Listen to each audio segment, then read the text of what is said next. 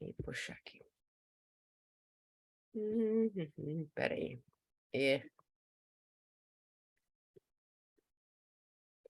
Deixa aí, espera aí.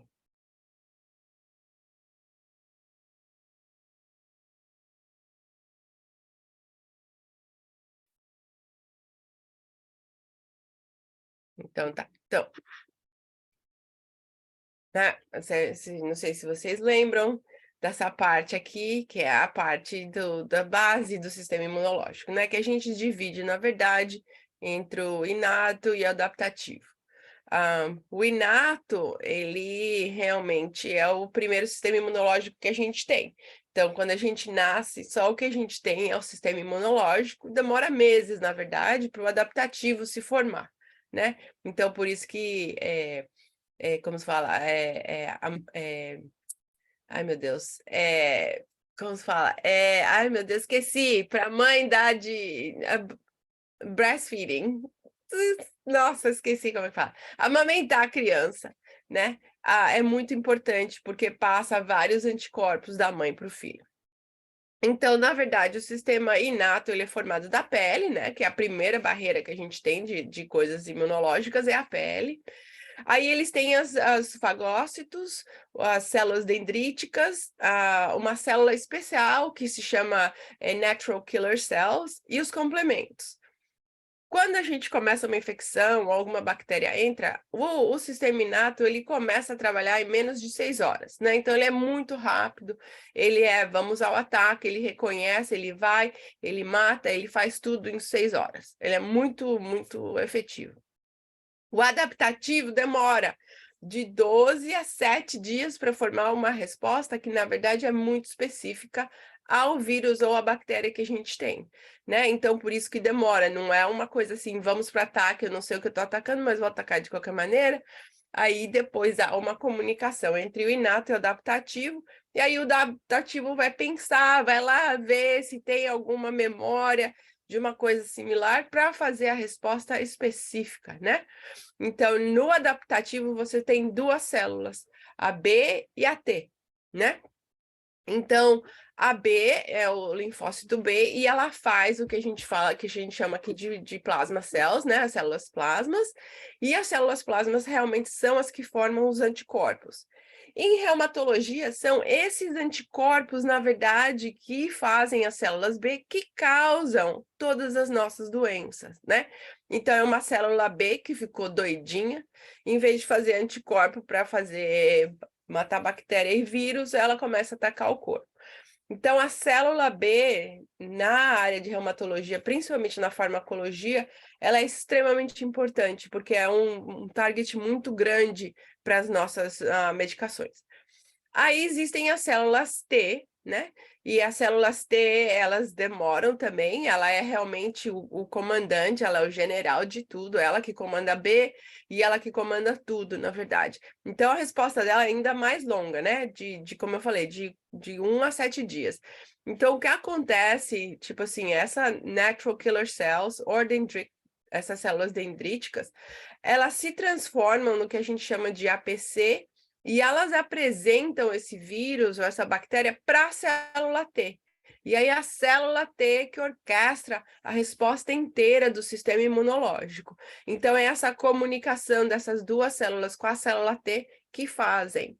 E a gente vai ver mais para frente que, na verdade, quando existe uma doença imunológica, existe tipo assim, uma resposta muito grande dessas células dendríticas e ficam comunicando com a célula T, falando tem coisa errada, mesmo que não tenha coisa errada, né? Então, é uma disfunção nos dois lados, do sistema inato e do sistema adaptativo. Então, existem vários órgãos dentro do nosso sistema imunológico, né? Não são só as células. Então, são a pele, né? Os pulmões, as células ciliares, as enzimas do estômago, né? Que mata muita bactéria que tem em comida, né? Então, existem muitas barreiras físicas. Dentro do sistema inato, como eu falei, existem outras células que estão lá, realmente se passam a barreira, as barreiras fisiológicas, então ativa o sistema inato, e depois realmente é que chega bem tarde no sistema adaptativo. Então, os linfonodos, né, são os órgãos de tipo assim, eles carregam muitas células, né? Então, as células ficam lá dormentes, esperando serem acordadas, né? Quando realmente... Então, às vezes, tem paciente que tem linfadenopatia, então é porque as células estão muito, tipo assim, vamos à batalha. Né, o baço, o timo, que realmente é um órgão que a maioria dos adultos não existe mais, né? É muito importante para a formação das células T, é onde as células T realmente são formadas, é o timo, e depois ele vai embora, e aí os tecidos linfáticos é que tomam conta.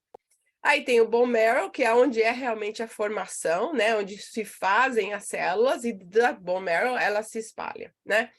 Quem tem apêndice, né, eles falam também que é um reservatório de célula imune, eles não têm mais essa conotação negativa que tinha, pelo menos no meu tempo, né? Eu não tenho mais o meu apêndice, já foi. Era um órgão que não fazia muita diferença, eles falaram, tá lá, não serve para nada. Mas hoje eles sabem que, na verdade, é um depósito de células imunológicas também. Então, são vários lugares, assim, que as células se movem de uma coisa para de um lado para o outro. Né? Então, como eu falei de novo, baços, linfonodos, o bone marrow, que como chama aí, Valéria? Bone marrow? Onde quando eles fazem o transplante de célula matriz, né? É o que a gente chama aqui de bone marrow. O sangue, a pele, os intestinos também, né? Porque tem muitas células, tem muitas células do sistema inato no intestino, tanto o fígado e o pulmão. Bom, quando a gente começa a usar, realmente olhar a composição do sangue, né? Então, 55% deles são plasmas, que é a parte das proteínas, dos íons, como se fala, dos eletrólitos, tudo isso está no plasma. E aí, 45%, na verdade, são os elementos celulares. 95% é a célula vermelha, né? Então, os eritrócitos, que realmente têm uma função super importante. Menos de 5% são as plaquetas, e menos de 1%, na verdade, é que fazem os leucócitos, que são a parte do sistema imunológico. Então, apesar deles serem uma parte do sangue muito pequena, eles fazem muita coisa, né? Eles são umas células super ocupadas, porque eles têm várias funções. Não é só matar vírus e bactérias, né? Ele não tem uma função específica como tem a célula vermelha, ou a plaqueta, né? Então, eles têm várias funções dentro do corpo humano, apesar de ter menos de 1% da composição do nosso sangue. Então, aí você tem a célula matriz, né? Da célula matriz, ela se divide, e nessa divisão ela vai formar 3 células diferentes. Quando eles falam eritróide ou megacariocite, ele vai formar a célula vermelha e as plaquetas. Então, essa célula ela só tem 2 linhas, né? Na verdade, ela só faz as plaquetas e as células verdes. Quando a gente fala do mieloide, né, que é esse aqui, então ela vai fazer quase todas as células do sistema inato. Então, ela vai fazer o neutrófilo, o eosinofílio, a célula dendrítica, o macrófago, ela faz quase todas as células. Então, essa célula mieloide, né, ela é muito importante, né? Então, quando a gente fala, tipo assim, a leuquemia, quando a gente fala de leucemia, então tem a leucemia linfóide e a mieloide, então depende qual parte do sistema imunológico, qual célula matriz, na verdade, é que está meia doidinha. E aí tem o common linfóide progenitor, né? Que ela faz a célula B, a célula T, e parte dela vai fazer esse natural killer cell, que é uma célula que realmente ela vai para um lado e para o outro. É uma única célula e ela passa dos 2 lados, tá? Então, essa realmente é uma das células mais importantes do sistema imunológico. Se existe alguma deficiência nessa célula mieloide, a pessoa tem uma imunodeficiência muito grande, e qualquer erro aqui causa maior confusão dentro do nosso sistema imunológico. há vários inimigos, né? Então, tem os antígenos, que são as substâncias, né? Talco, são substâncias mesmo, né? Mais sólidas que formam uma reação muito grande do sistema imunológico. Certas bactérias, parasitas, vírus, né? Então, há várias coisas que o sistema imunológico identifica e ataca como se fosse um inimigo. Eles chamam de hapten, que são substâncias muito pequenas, por exemplo, gente que tem, na verdade, alergia à penicilina, tem esse hapten, é uma substância super, super, super pequenininha, mas que irrita o sistema imunológico tremendamente. Então, e tem outros que são reconhecidos por imunoglobulina, então, por isso que é importante a gente saber, na verdade, o que a gente está, né, quando a gente se refere ao sistema imunológico, qual parte que está sendo atacada. Mas, na verdade, tudo que o sistema imunológico não reconhece como seu é um inimigo, né? Se não tiver lá a marca Valéria, a marca registrada Mônica, a marca registrada Andréia, vai reconhecer como inimigo, pode ser medicação, pode ser comida, né? Há várias pessoas que têm alergia à comida, então o seu sistema imunológico realmente ele identifica como se não fosse o seu, e aí ele começa uma reação inflamatória muito grande. Como eu falei, a resposta inata ela é muito rápida, né? Ela é a primeira linha de defesa depois da pele, ela está presente quando você nasce, é o único sistema imunológico que você tem. Ela é não específica, ela é tipo assim, a polícia, ela atira depois ela faz perguntas, entendeu? Ela realmente não quer saber o que é, o que não é, não parece que é você, ela vai ser atacada, né? Ela previne a colonização de bactérias e vírus, essa é uma função mais importante, né? E ela tem uma resposta muito rápida. Então, a função dela é mais ou menos, né, controlar a infecção, parar a colonização e não deixar os micróbios realmente entrarem, mas se isso acontece, então eles seguram isso até o sistema imunológico adaptativo formar uma resposta mais específica. Não são só células que fazem parte do sistema imunológico, há várias substâncias que também fazem parte do sistema imunológico. Então, citoquinas, né? Antimicrobiais substâncias que a gente fazem, a febre faz parte desse sistema, né?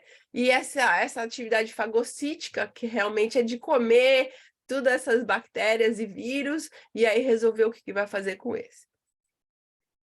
Então, eles têm duas funções. Eles têm as funções de controlarem a infecção e comunicar com o sistema imunológico o que está entrando, o que está irritando, por que eles estão indo ao ataque. Vamos começar a falar primeiro dos leucócitos, né? Então, são 5 tipos que a gente tem, que são os neutrófilos, o eosinófilos, o basofilo e os monócitos, né? Os neutrófilos, eles vão onde eles querem, eles saem do sangue, eles vão nos tecidos, né? E aí eles desenvolvem a inflamação. O eosinófilo, ele é mais específico, então ele só vai, tipo assim, para parasita, protozoa, porque são células maiores que nem o neutrófilo, nem o macrófago conseguem comer. Então, o eosinófilo, ele é muito específico, né? O basófilo, ele não é uma célula que ataca e come como o neutrófilo e o monócito. Ele realmente é uma célula que é relacionada à alergia. Então, ele libera um monte de química, né? Que vai fazer uma reação alérgica e com essa reação alérgica tentar matar esse patogênio.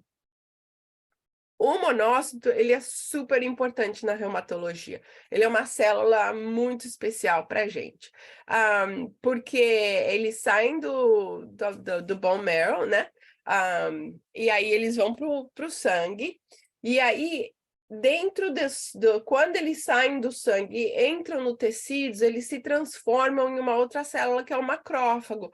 Então, o monócito e o macrófago, eles são as mesmas células, mas ela muda. Porque o monócito, na verdade, quando ele está no sangue, ele não serve para nada. É realmente quando ele entra no tecido, que ele se transforma no macrófago, que ele realmente se transforma nessa célula que é muito especial, porque ela come e ela destrói tudo que está na frente dela. Ela tem uma outra função muito importante, o que é limpar o corpo da gente, né? Ele é como se fala, o lixeiro, na verdade. Então, ele remove células mortas, ele remove lixo celular, ele remove tudo, né? Então, ele não é só uma célula que é lá para atacar, ele tem várias outras funções. Então, essa parte de lixeiro dele é muito importante para a gente em reumatologia. E aí, os linfócitos, na verdade, são as 3 células, que é a Natural Killer Cell, o B-cell e a célula T, a célula B e a célula T. Alguma pergunta? Tudo bem por enquanto? Tá tudo bem. Então, aqui estão os granulócitos, né? Que eles têm os grânulos cheios de química, e eles realmente liberam todas essas químicas no que eles estão querendo matar, né? Então, o neutrofílio, o eosinófilo, o basófilo, né? E a célula vermelha. Então, eles são todos, que a gente chama nessa área diferenciada de granulócito, porque eles realmente fazem mais uma guerra química. Então, eles vão liberar citoquinas e outras substâncias para irritar o que eles estão fazendo, né? Então, os neutrófilos são mais ou menos os fuzileiros navais, né? Eles são o maior componente do sistema imunológico. Então, de 50% a 60% das células sanguíneas, das células brancas, né? Eles são os neutrófilos. E eles são divididos assim, o núcleo dele, né, é dividido, não é um núcleo como a gente tem, que é redondinho, bonitinho, organizado. Ele tem 3 a 4 lóbulos, né? Então, ele realmente mata bactéria, fungos, restos celulares e um monte de substâncias estranhas, né? E eles realmente usam esses liossomos para destruir, para, tipo assim, é como um ácido, ele derrete a célula que está na frente dele. Então, essa é a função dele, né?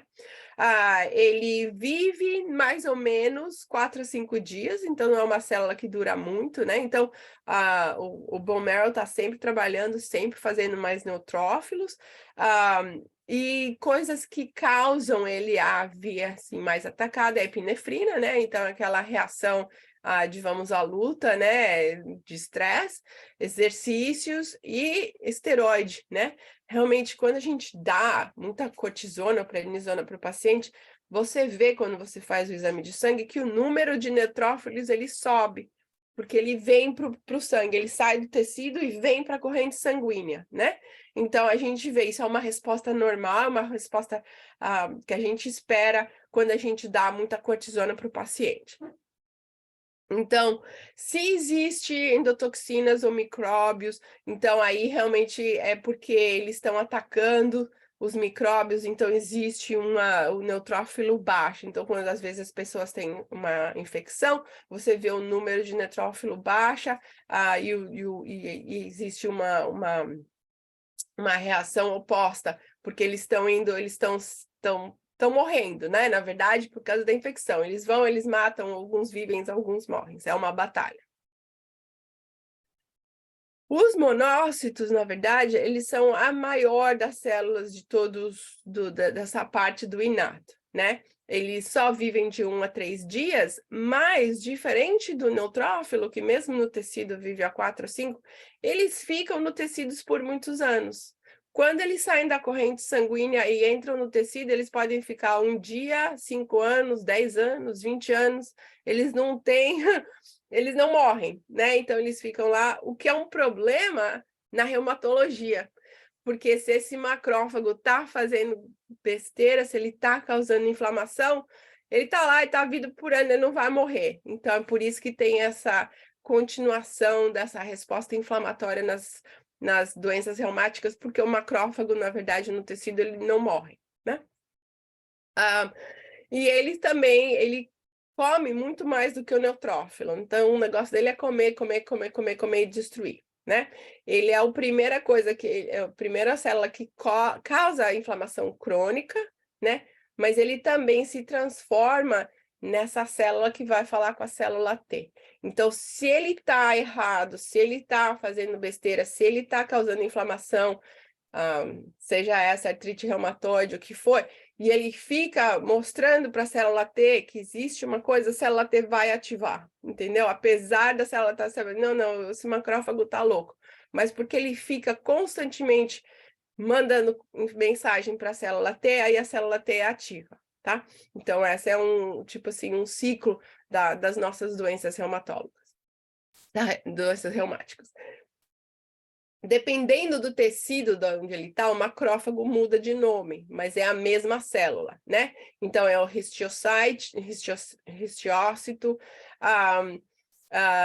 as células microgliais, no fígado ela é chamada de Kupffer cell. Não sei como chama no Brasil, mas é a célula Kupffer e as células microgliais e o histiocytes. Então, são todas as mesmas coisas que o macrófago, né? Ela também é responsável por formar granuloma. Então, no caso de tuberculose, porque a bactéria, eles não conseguem realmente comer a bactéria da tuberculose, o macrófago vai e faz um granuloma para deixar a bactéria fica lá, e o granuloma fica lá por anos, formado, eles não se mexem. Mas também, no caso de, por exemplo, algumas das nossas doenças, né, a sarcoidose, ela também é formação de granuloma, com o macrófago formando esse granuloma sem ter noção, né? Mas ela realmente é responsável pela formulação de granuloma, principalmente na tuberculose. Então, e ela realmente, em algumas, a gente vai ver mais para frente, em algumas das nossas medicações, né? Principalmente, tipo assim, o que a gente chama de TNF, eu não sei como chama aí, Valéria, tipo a Humira, o Enbrel, o Remicade, e essa célula realmente ela vai lá e ela manda o macrófago ir embora. Por isso que a gente tem que testar todos os nossos pacientes para tuberculose, porque se eles tiveram tuberculose e não foram tratados e eles tivessem esse granuloma, o granuloma dissolve. E aí a bactéria fica livre de novo e existe uma reativação da tuberculose. Então, principalmente essa categoria de medicação, que foi uma das primeiras, a adalimumab, etanercept, infliximab, eles dissolvem todos os granulomas. Então, a gente tem que tomar muito cuidado com os pacientes. O Natural Killer Cells, como eu falei, ela é uma célula super especial, né? Ela vive menos de 7 dias, ela vive nos 2 sistemas imunológicos, como um como o outro. Ela pode, se tiver um ataque no sistema inato, ela ataca, se tiver que participar do sistema adaptativo, ela participa. Mas o principal papel dela é fazer citoquina. Ela faz muita citoquina. Então, todas as citoquinas que a gente fala, né, interleuquina 6, tumor necrosis factor, todas essas citoquinas, essa natural killer cells que faz. E ela realmente, essas citoquinas, o que ela faz é induzir na célula que ela quer matar um kill e no kill. Então, mata ou não mata. Ela vira né? Ela liga a luz, tipo assim, quando fala um interruptor, e aí a célula se mata, entendeu? Então, essa é a função. Ela não come nada, ela não faz nada, ela só manda um monte de química, e essa química faz na célula, que é o inimigo, ela se matar sem ter que ser comida, tá? Então, esse é o papel dessa natural killer cell. Aí o sistema de complemento é importante para... Oi, fala. Aqui, me tira uma dúvida aqui que eu fiquei confusa. Tá. No caso, para ativação do lúpus, é porque o sistema imunológico não reconhece a célula de defesa e começa a atacar. Então, tem a ver com os macrófagos. Então, no lúpus existem 2 mecanismos que estão, na verdade, 3 mecanismos, né? Tanto é que o sistema de complemento é muito importante para lúpus, para os pacientes de lúpus. Então, o que está acontecendo no lúpus é que o macrófago está louco, né? Em vez dele ficar atacando bactéria, ele não está atacando bactéria, mas ele também para de fazer o trabalho de lixeiro dele, né? Então, ele está lá, ele não quer trabalhar, ele está de greve, entendeu? Ele para de fazer tudo que ele está fazendo e acumula né, a gente fala assim, acumula lixo no corpo, em vários sistemas do corpo, porque ele não está limpando as células que morrem, ele não está limpando as batalhas, então começa a irritar o sistema adaptativo. E é quando a célula B fica muito irritada e para de reconhecer o corpo como corpo e começa a fazer anticorpos para o corpo, entendeu? Então, na verdade, o macrófago, ele está como se fala, ele está com defeito, ele não está trabalhando, ele não está nem superativado, ele não está ativado, ele não quer trabalhar, ele entrou de greve completamente, e a célula B se irrita com esse monte de lixo e começa a fazer anticorpos para deletar esse lixo, mas o lixo é o seu próprio corpo. Entendeu? E o anticorpo, no caso, me corrija, por favor, tá? Não. Que é o FAM que eles fazem, o exame chamado FAM. Como chama aí? Então, no lúpus existem vários anticorpos, né? É uma das doenças que tem mais anticorpos, que a célula B realmente está fazendo uma festa, né? Então, existe o ANA, né? Que eu não sei se é o FAM que eles chamam aí, que é o principal, que é um anticorpos ao núcleo das células, né? Aí existe um outro anticorpos que é contra o DNA da célula. Existem anticorpos contra as organelas no citoplasma. Então, a célula B está doidinha, ela está fazendo anticorpos sobre tudo. Eu não sei como é que eles chamam FAM aí, mas eu estou achando que o seu FAM é o mesmo que o ANA, que a gente chama aqui, que é o principal do lúpus. Agora eu fiquei meio confusa, assim, porque tem um FAM que eles pedem muito também para artrite reumatoide. Eu posso estar confusa, tá? Não, peraí. Vamos dar um Google nisso aqui. Peraí. FAM no Brasil, que E é... eles tudo os médicos, assim, eles pedem demais o FAM. Eu acho que deve ser o relacionado ao ANA, que é o primeiro anticorpo que realmente é formado.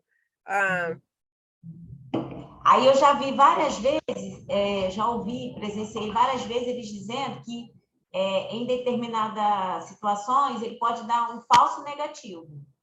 É o ANA, é o que a gente chama aqui de ANA. Então, na verdade, esse Aqui eu conheço como FAM. é o que vocês chamam de FAM, que é o primeiro, tipo, ele é tipo assim, que a gente chama de screening, né? Você faz esse primeiro para ver se aparece positivo ou negativo, né? Em lúpus ele é muito alto, ele é mais de 1000. Em artrite reumatoide ele é um pouquinho menor, mas esse é um primeiro teste que a gente faz para ver se a pessoa tem alguma doença autoimune. E essa é a célula B realmente que está fazendo esse FAM. Na verdade, o FAM a gente faz, eu faço, você faz, elas fazem num dia normal. Mas o sistema imunológico consegue reconhecer que isso não é uma coisa natural e tira ele de circulação, né?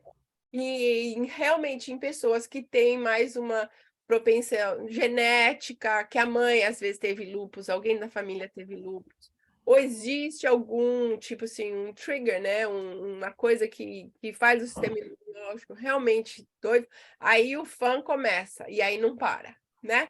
Mas o nosso sistema imunológico, a gente forma anticorpos a mesma gente numa coisa diária. Você tem uma infecção viral, você forma anticorpos contra o seu próprio corpo, mas o seu sistema imunológico consegue resgatar e tirar ele de circulação. No caso das pessoas que realmente isso não é limpo, e né, ou o sistema imunológico realmente está todo ferrado, aí ele realmente vai formar essa resposta imunológica e vai formar uma resposta, uma doença reumatológica, uma doença autoimune, né? Mas o FAM é o primeiro e é a célula B realmente que faz todos esses anticorpos. Em todas as nossas doenças, exceto na escleroderma, a célula B está envolvida. Então, na reumatoide, na artrite reumatoide, na dermato, no lúpus, principalmente, a célula B é, assim, super importante para realmente a pessoa desenvolver o lúpus, é a célula B. Por isso que tem tanta medicação, né? A belimumab, a Benlysta, a rituximab, elas todas fazem como target a célula B. Porque a gente sabe que a célula B está fazendo muita bobagem. Tá bom. Tá? Obrigada. Tá? A outra parte do sistema imunológico que é importante é o sistema de complemento, né? Então, o sistema de complemento, na verdade, é mais ou menos como um sistema de mísseis. O que ele faz quando o seu corpo libera o sistema de complemento, a função dele é ir lá, assim, entrar dentro da membrana da bactéria e marcar a membrana da bactéria pro macrófago vir e comer, tá? E às vezes, quando tem muito complemento, eles vão vários lá e perfuram como se fala, a célula, né? E aí a célula explode. Então, eles têm essa função que não é de comer, não é de nada, é de marcar e destruir, né? É um sistema de mísseis realmente. São vários complementos, tem mais de 50 diferentes proteínas dentro desse complemento. E quando a gente fala de lúpus, existem dois que são muito importantes, que é o complemento 3 e o complemento 4, tá? Mas tem gente que, às vezes, pode ter nascido com uma deficiência de complemento. E essas pessoas que têm essa deficiência de complemento, elas têm a predisposição de desenvolver uma doença autoimune. Lúpus é muito comum nesse pessoal que já nasce com essa deficiência de complementos, né? Então, eles não são umas células, eles são proteínas e eles são usados realmente para ir ou marcar a célula da célula, né, a entrada da bactéria para o macrófago ir lá e matar, ou eles realmente, vários vêm e perfuram a célula até a célula explodir, tá? É super complicado, tem várias coisas diferentes que eles fazem, mas os complementos, eles estão envolvidos em várias doenças, né? Então, nas nossas doenças, principalmente lúpus, esquizofrenia, não, existe muita pesquisa que existe uma alteração no sistema de complemento, a pré-eclâmpsia, a rejeição de transplante, isso é tudo orquestrado por esse sistema de complementos também, tá? Super complicado, como eu falei, mas em lúpus o que é realmente importante para a gente é o C3. Então, no caso de lúpus, a pessoa tem uma deficiência muito grande de C3 e C4. E a gente vê a atividade da doença pelo nível de C3 e C4. Se o C3 e C4 baixa, a doença está super ativa. Se o C3 e C4 sobe, então a doença está mais controlada, né? A gente usa os complementos como um marcador de atividade de lúpus.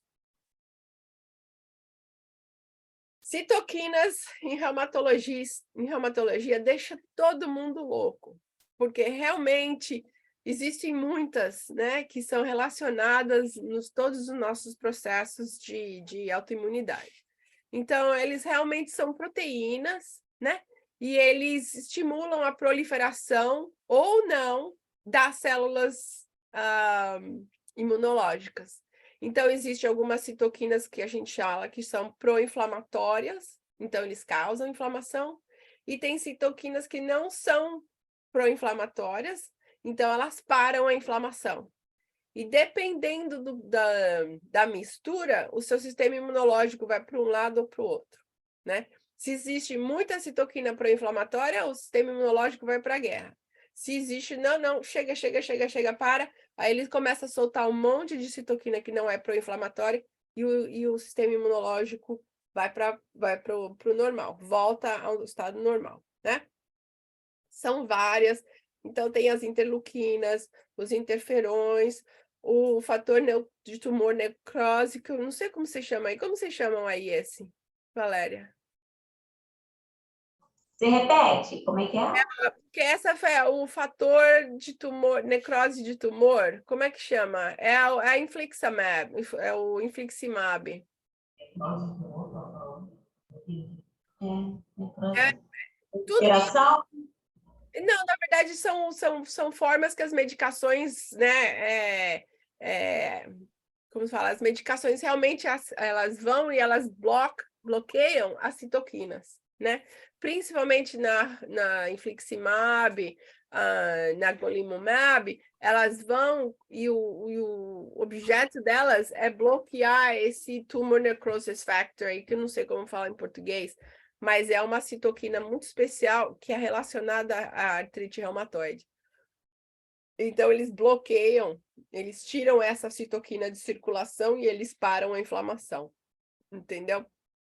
Então, as citoquinas são especialmente importantes como objeto de target, né, de medicação na reumatologia. Bom, isso aqui é só as proteínas que estão no plasma, né? Porque, na verdade, todas essas citoquinas, todas essas células, tudo isso está passando pelo sangue, né? Então, as albuminas são importantes porque elas realmente carregam essas citoquinas, e as globulinas são importantes porque elas carregam os anticorpos, tá? Então, elas têm que, sabe, se lembra lá da bioquímica de 1.300 anos atrás? Todas as substâncias elas precisam estar juntas com uma proteína para ser carregada no sangue, né? Então, as citoquinas, elas se atacam à albumina, né? E o anticorpo se atacam às globulinas, tá?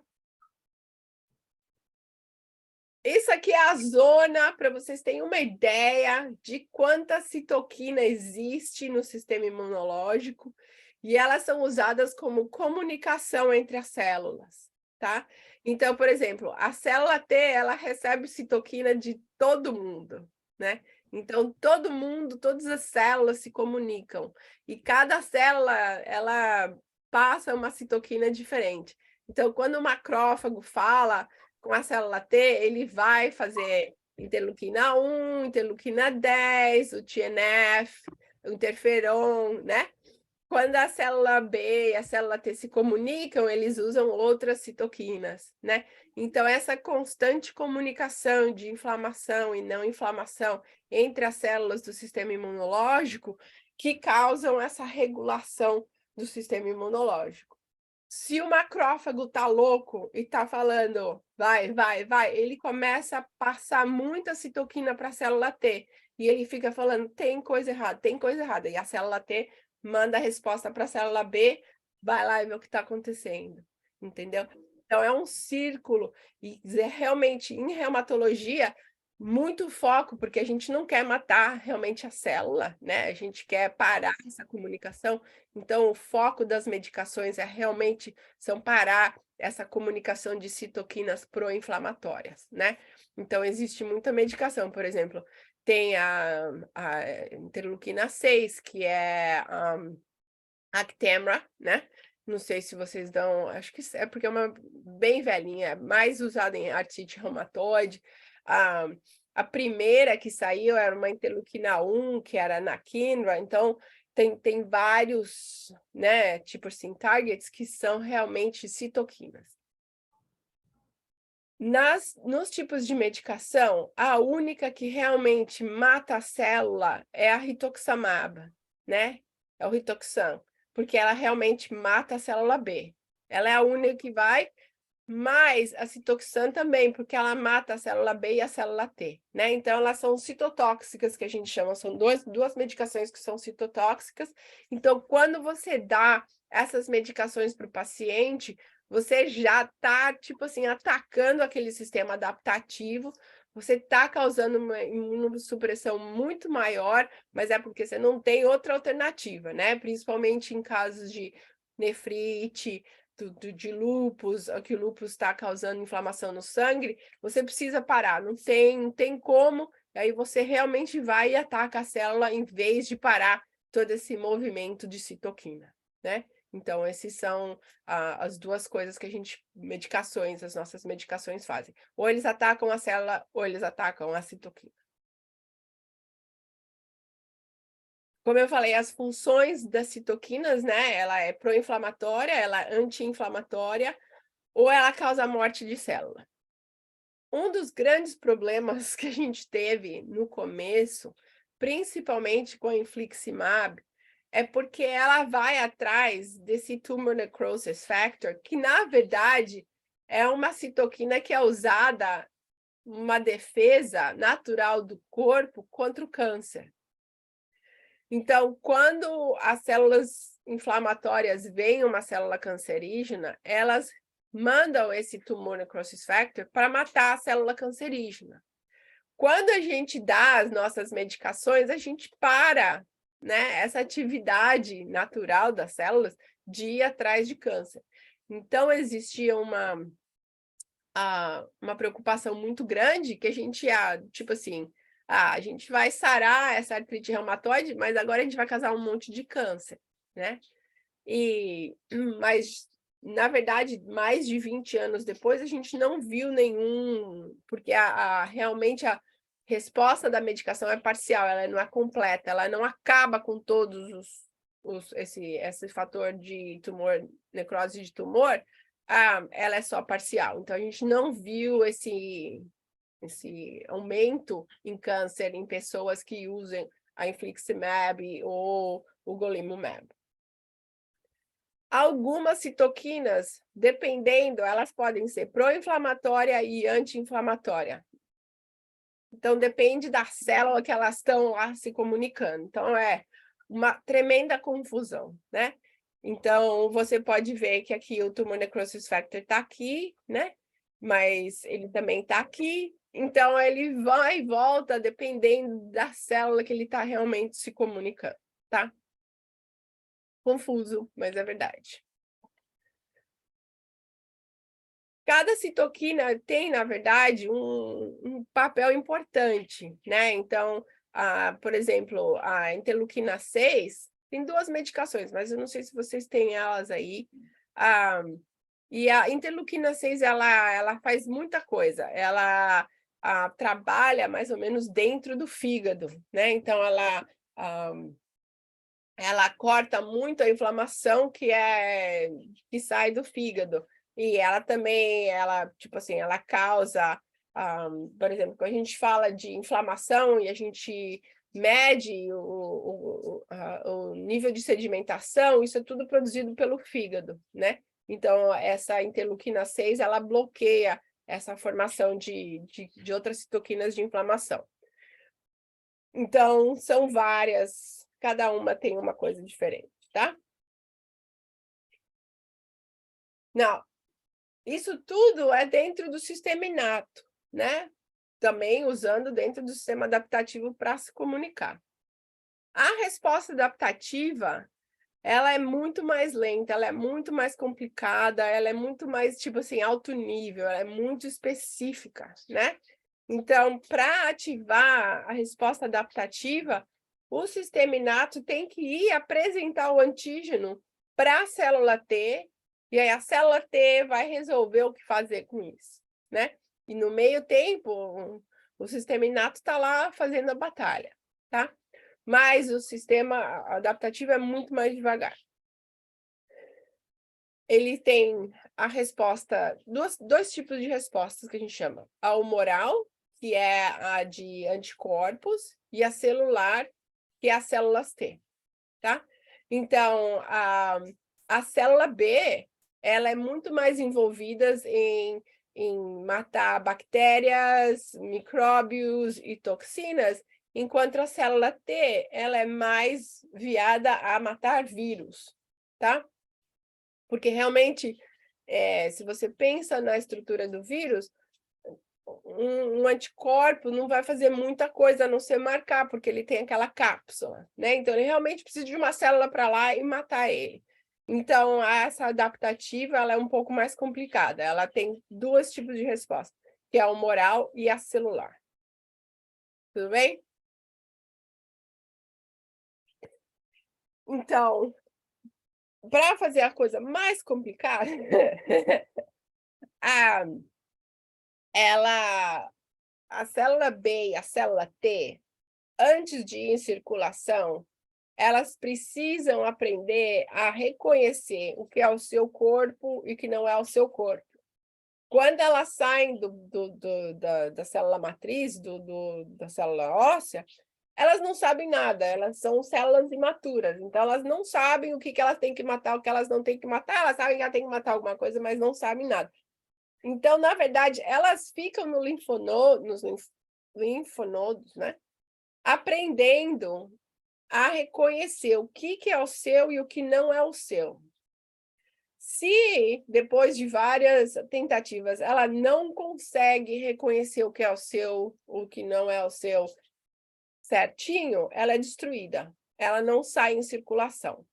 E se ela consegue, tipo assim, ela vai para a universidade, tá? Ela vai para a universidade e ela tem que reconhecer o que é o seu corpo, o que pertence a você, e o que não pertence, porque senão ela vai atacar tudo. Então, quando ela passou nessa universidade, ela recebeu o certificado, ela sabe direitinho, aí ela sai em circulação, tá? Então, principalmente as células T, elas têm que reconhecer o que é seu e o que não é seu, e as células B, as mesmas coisas. Por isso que eles têm essa teoria de quando a pessoa tem uma doença autoimune, foi alguma célula que não passou na universidade, mas de qualquer maneira ela foi liberada dentro da circulação e ela começou a fazer esse monte de anticorpo e criando essas doenças autoimunes, tá? Então, realmente, é o anticorpo e a celular, e os dois têm que apresentar, saber exatamente o que é reconhecido como seu, o que não é reconhecido como não seu. A resposta humoral, que é da célula B, né? Ela faz os anticorpos dela, e ela pega esses anticorpos, e aí o macrófago vem e come. A célula T é bem mais complicada, né? E a gente aprendeu muito sobre a célula T durante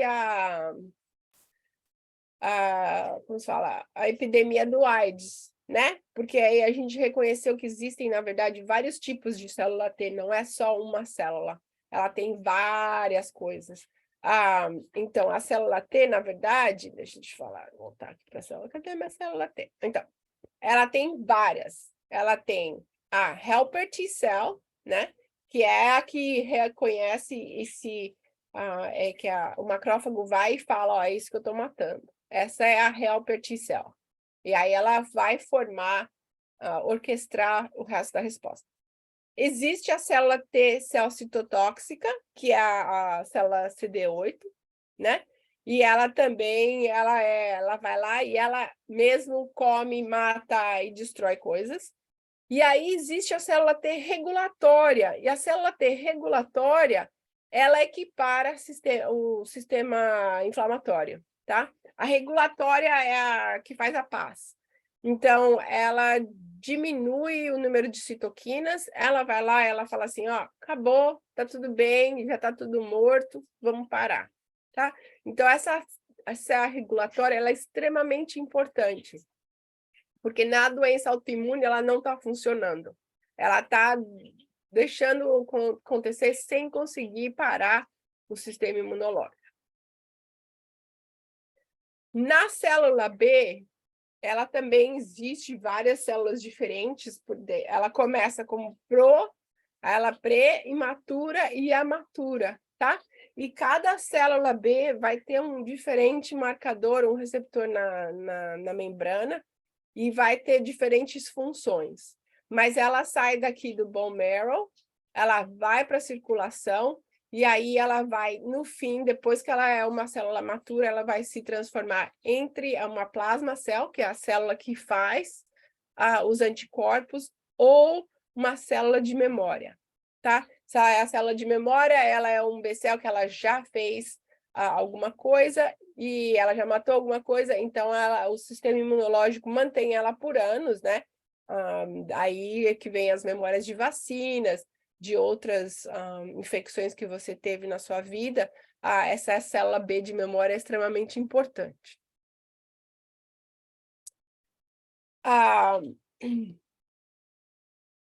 Então, para não deixar vocês muito mais complicadas, que eu imagino que isso está muito, tipo assim,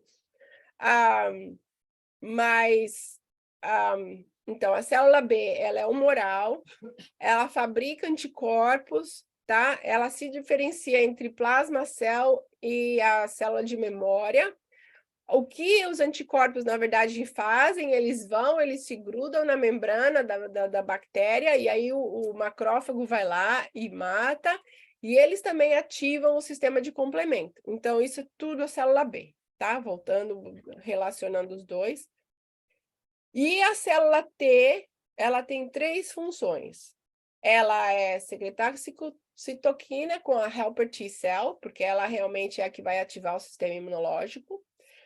A citotóxica, ela é a que vai fazer a célula se matar, ela realmente vai lá, ou ela come, ou ela fala para a célula, ó, ou você morre, ou eu vou te comer. Você não tem muitas coisas, e aí a célula vai de um lado ou de outro.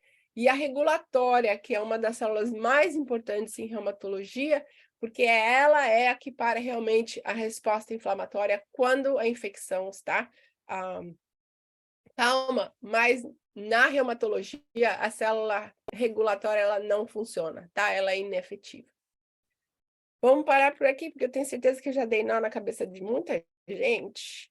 Perguntas? Alguma pergunta? Ô, Mônica.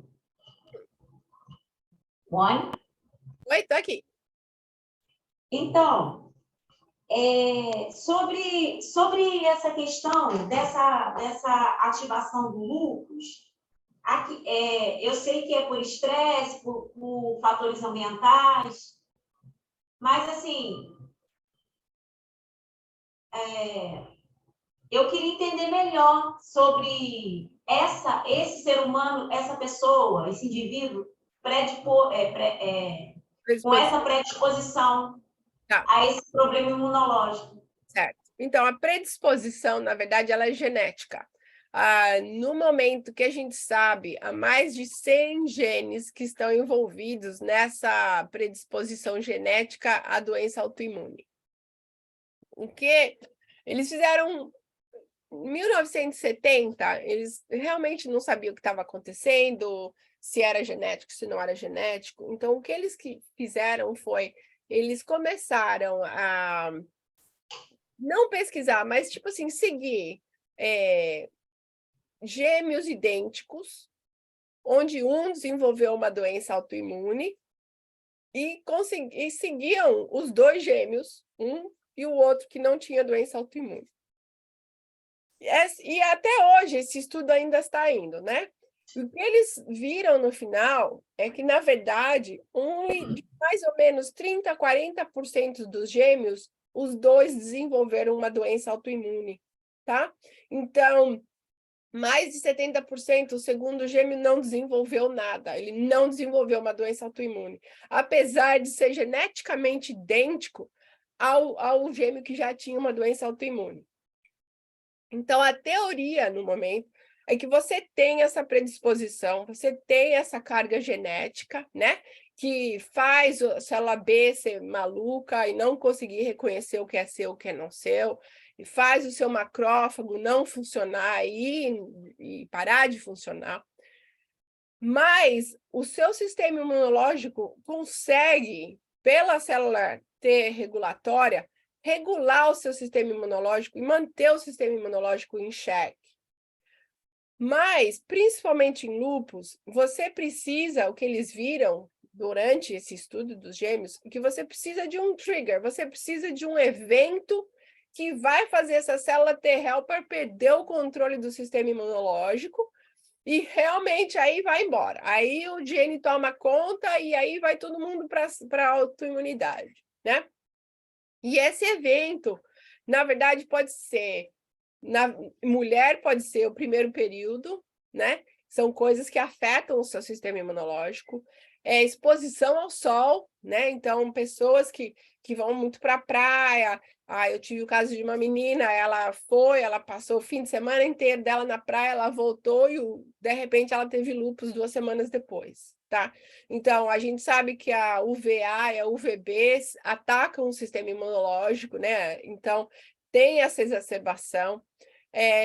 A gravidez muito alto. Então, a gravidez, na verdade, não é um estado normal para o corpo da mulher. Ele é um estado de alta inflamação, né? Porque você tem um negócio ali, seu corpo sabe que está ali, mas a placenta não deixa o sistema imunológico entrar. Então, o sistema imunológico está atacado. Tanto é que se você checa o sangue de mulher grávida, os níveis de inflamação dela são muito altos, altíssimos. Tá? É como mais ou menos se ela tivesse uma doença autoimune durante aquela gravidez, aí depois da gravidez volta ao normal. Então, parto também é uma outra coisa que ataca o sistema imunológico muito e faz isso parecer. A infecção.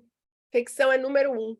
Então, qualquer infecção viral, né, que a gente chama de mononucleose aqui, pode causar uma doença autoimune.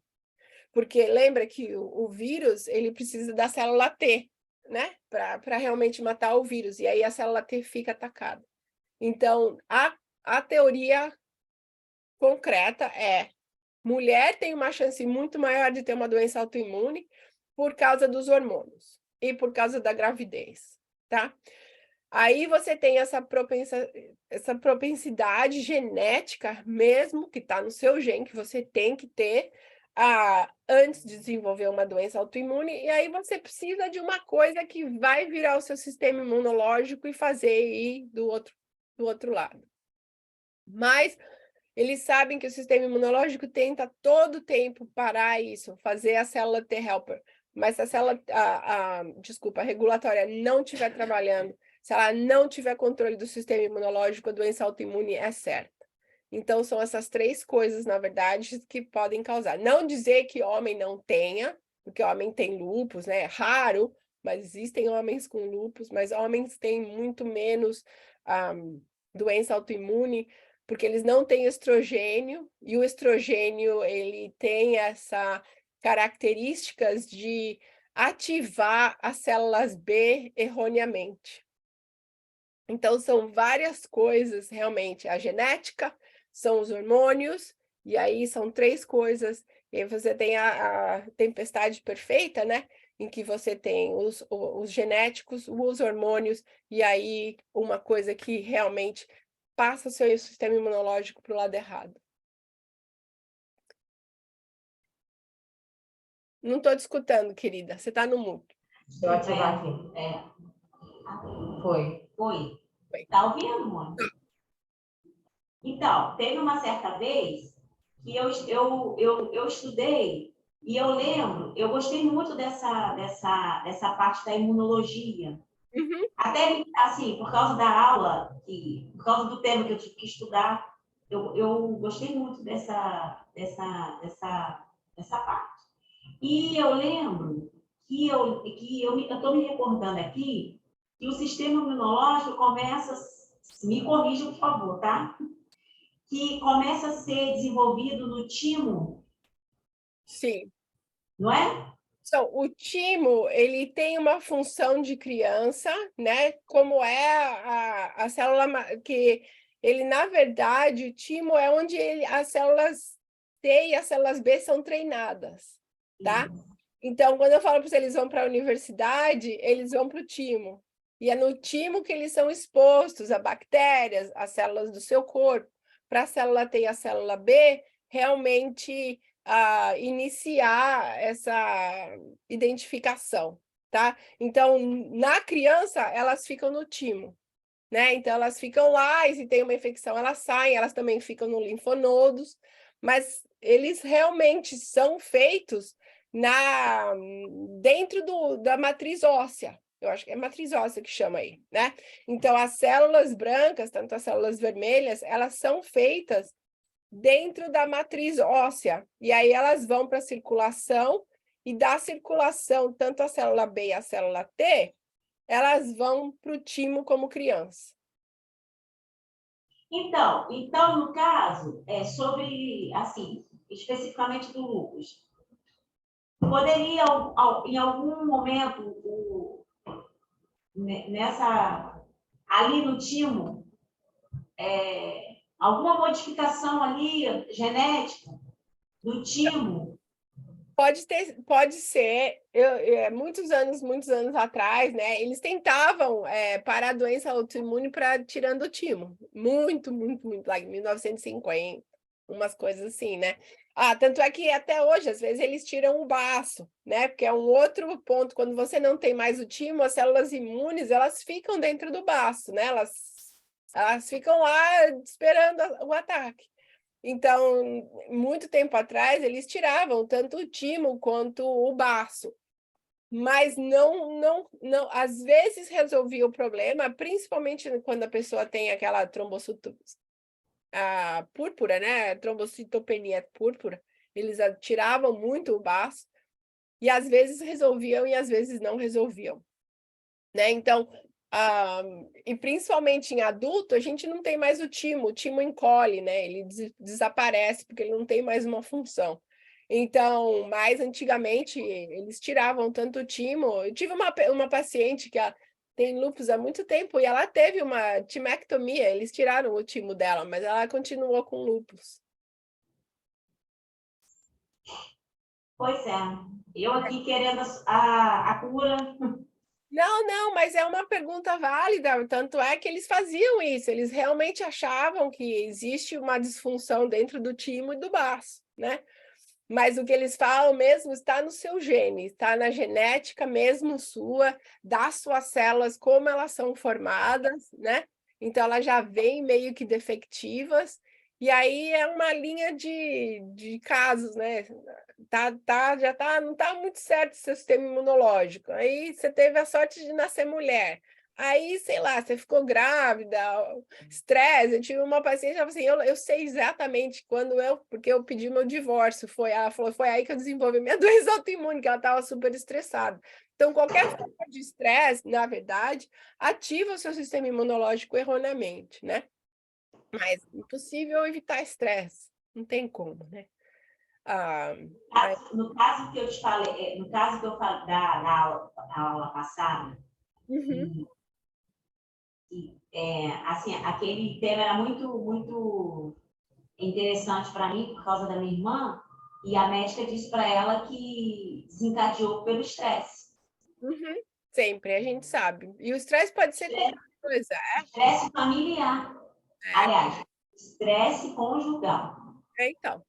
Acontece muito, a gente nem se toca de quanto o estresse afeta o sistema imunológico, mas ele ativa o sistema imunológico extremamente, né? Como Ah, pode? é porque se você pensa, a gente dá o quê para o paciente? A gente dá cortisona, né? Cortisona é cortisol, que é o nosso hormônio do estresse. Então, quando a gente está estressado, o seu nível de cortisol, né?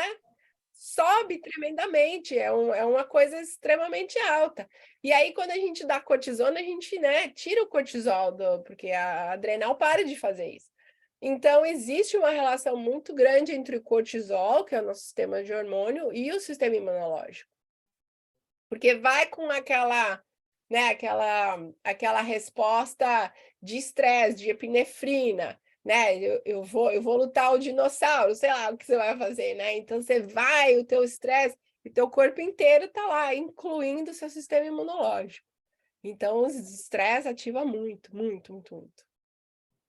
Pois é. Pode continuar, obrigada. Nada. Não, a gente vamos parar por aqui, é isso mesmo, né? É o adaptativo, o inato. Eles trabalham super juntos, a comunicação, como vocês viram, é extremamente complicada, é uma coisa de doido, né? Tem muita citoquina, tem muita comunicação que vai entre as células para ativar ou desativar, né? E a gente ainda está aprendendo muita coisa, né? Muitas coisas vão aparecendo sempre mais.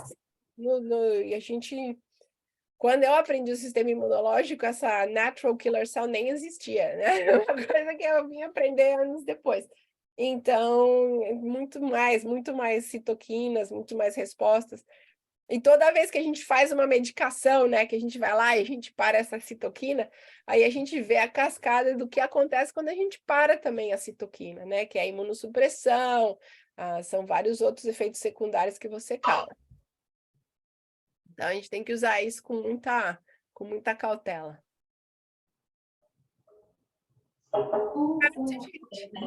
Tá. Ei, Mônica, eu observo muito também essa relação do estresse, assim, como a nossa enfermaria é feminina, e a maioria que interna são mulheres que têm filhos, e assim, e como o estresse, ele é um fator, né,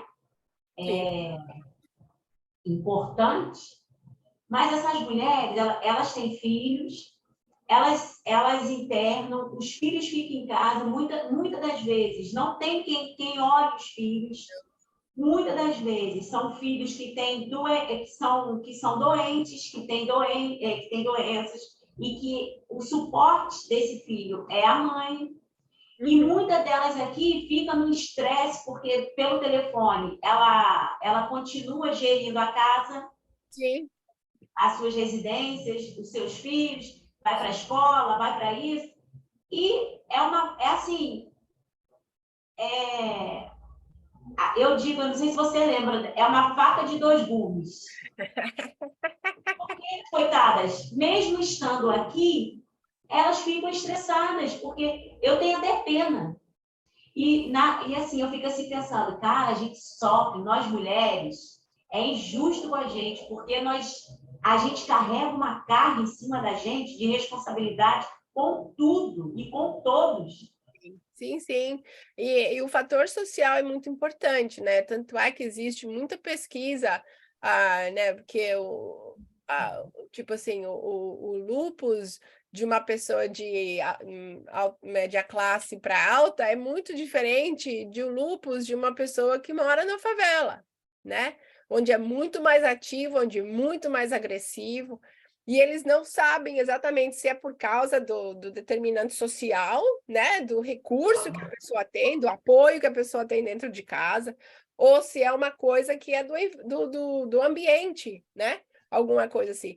Então, aqui também a gente vê realmente que os piores lupus são nas pessoas de hispanas, né, latinas, de descendência africana e de descendência asiática.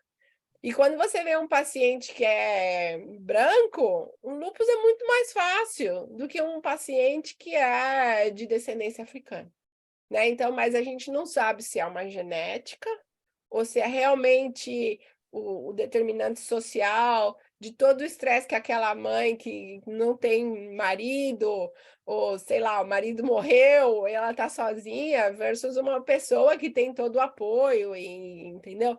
Então, é uma coisa bem, bem interessante e tem muito estudo nisso. Tem muita gente fazendo estudo nessa área para descobrir por que o lúpus dessas pessoas são mais agressivos do que uma pessoa de pele branca. E eles Eu não agradeço é isso, eu acho que é o determinante social, realmente, o estresse que a pessoa passa. Pois é. Olha, é aula para o dia inteiro, hein? Essa aula dá para ficar o dia inteiro aqui, sim. O sistema imunológico é extremamente complexo, com certeza. É verdade. Eu sei que você já está encerrando, eu agradeço muito e eu peço que numa outra oportunidade você volte a esse assunto que é muito bom. Sim, com certeza. A gente pode fazer o que vocês quiserem. É sempre bom voltar ao sistema imunológico, porque, como eu falei, a base da nossa medicação, a base das nossas doenças é tudo o sistema imunológico, né? E a gente mexe mais com o sistema imunológico que, por exemplo, a imunologia mesmo, que tem mais a ver com alergia e outros sistemas, mas a reumatologia realmente ela mexe com todos os níveis do sistema imunológico. Então, essa é a base de tudo, né? Com certeza. Eu te agradeço. Nada, gente. Bom dia aí para vocês. A gente se vê a semana que vem. Tá bom. Tchau, tchau. Muito obrigada. Obrigada. Tchau. Tchau.